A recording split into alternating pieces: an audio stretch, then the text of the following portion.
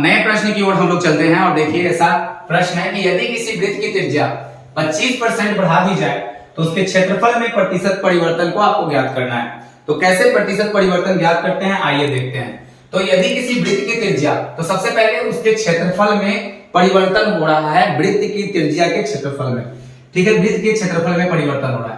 तो सबसे पहले आइए जानते हैं वृत्त का क्षेत्रफल। तो वृत्त का जो क्षेत्रफल होता है आपने पढ़ा होगा पाई आर स्क्वायर होता है। वृत्त का क्षेत्रफल क्या होता है? पाई आर स्क्वायर। जब भी क्वेश्चन में प्रतिशत परिवर्तन पूछा जाएगा तो उसमें कांस्टेंट चीजों का कोई महत्व नहीं होता है, उसको हटा सकते हैं आप। उसके लिए हम अभी आपको दिखाते हैं।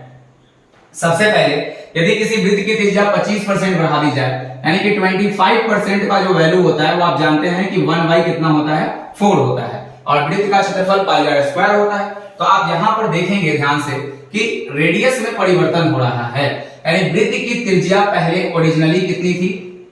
तो ओरिजिनल जो होता है वो नीचे वाला टर्म जो होता है वो ओरिजिनल चीजों को डिनोट करता है, एंड डिनोमिनेटर में जो इसके होता है। तो पहले रेडियस हमारे पास क्या था? 4 था, और अगर बढ़ा दिया गया तो रेडियस 4 से 1 बढ़ाकर कितना हो जाएगा? तो 5 होगा। तो अगर हम यहां देख रहे हैं तो रेडियस 5 होगा। अगर कमी कर दी जाती तो रेडियस 1 घटा लेते, ठीक है, तो 4 में से 1 जाता तो 3 हो जाता। अब हमारे पास पूछा गया एरिया, यानी कि वृत्त का क्षेत्रफल। तो वृत्त का क्षेत्रफल जो होता है वो पाई आर स्क्वायर होता है। तो पाई आर स्क्वायर अगर निकालेंगे इसका, तो पाई का पाई लिखेंगे। अब यहां पर देखिए 4 चौके कितना हो जाएगा? तो इसको लिख देंगे 16 पाई।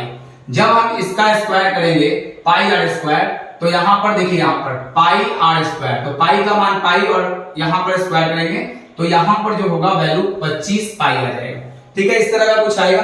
अब आगे ध्यान से देखना है कि एरिया जो था वो पहले कितना था? 16 पाई। अब जो एरिया हो गया वो कितना हो गया? 25 पाई।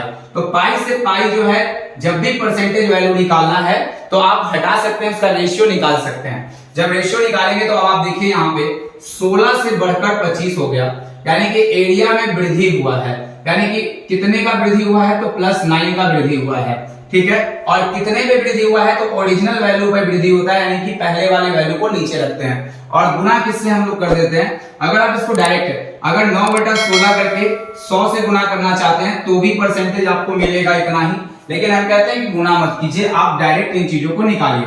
जैसे 1/16, नीचे फ्रैक्शन, बेसिक फ्रैक्शन को देखिए, नीचे लिखा हुआ है 1/16। अब 1/16 का मतलब ऊपर वैल्यू को छोड़ना है। 1/16 का मतलब जानते हैं कितना होता है? 6.1/4%। याद रखिएगा 1/16 का वैल्यू होता है 6.1/4%। अगर 6.1/4% में हम कितने से गुना कर दे, इसका 9 गुना चाहिए, तो हो जाएगा 9×6 = 54.9/4। अभी भी ये गलत परसेंटेज है। रीजन ये है, आपको ध्यान देने की जरूरत है, क्योंकि जब हम इसमें यहां से गुना कर देंगे, कभी भी नॉमिनेटर जो होगा ऊपर बड़ा नहीं होगा। तो नॉमिनेटर को छोटा करने के लिए इसको भाग लगाते हैं इसमें, तो इसके नजदीक में भाग लगाते हैं। जैसे 4 लगाएंगे तो इससे कम ही आएगा, इसके इतने नजदीक ले जाना है कि थोड़ा ही सा कम हो। तो 4 गुना कितना हो जाएगा? 8, और अगला पढ़ेंगे 4 किया तो 12, तो मैक्सिमम लेके जाना है। तो कितना हो जाएगा? 4 गुना 8। इसका मतलब कि जितने बार हमने गुना किया इसमें ऐड कर देंगे, तो 54 और 2 हो जाएगा 56 पूर्णांक। अब देखिए 4 गुना 8, तो 9 में से 8 को घटा देंगे तो 1/4, और 56.1/4 का वैल्यू होता है 56.25%। यही इस सवाल का उत्तर है, यानी कि पहला नंबर, ठीक है। अगर आप इस प्रश्न को देख रहे होंगे तो पूरा समझ में आया होगा। और एक क्वेश्चन मैं आपके लिए फिर से इसमें छोड़ता हूं कि अगर हम बोल रहे हैं ऐसा क्वेश्चन, यदि किसी वृत्त की त्रिज्या यहां पर हम दे दें कि 20% बढ़ा दी जाए तो उसके क्षेत्रफल में क्या परिवर्तन होगा? इसका आंसर जो है आप बिल्कुल कमेंट बॉक्स में करेंगे, ठीक है। और हम इसका ऑप्शन को हटा दे रहे हैं यहां से, तो बिल्कुल इसका आंसर जरूर करिएगा। चलिए, वीडियो अच्छा लगा है तो लाइक कीजिए, शेयर कीजिए, सब्सक्राइब कीजिए।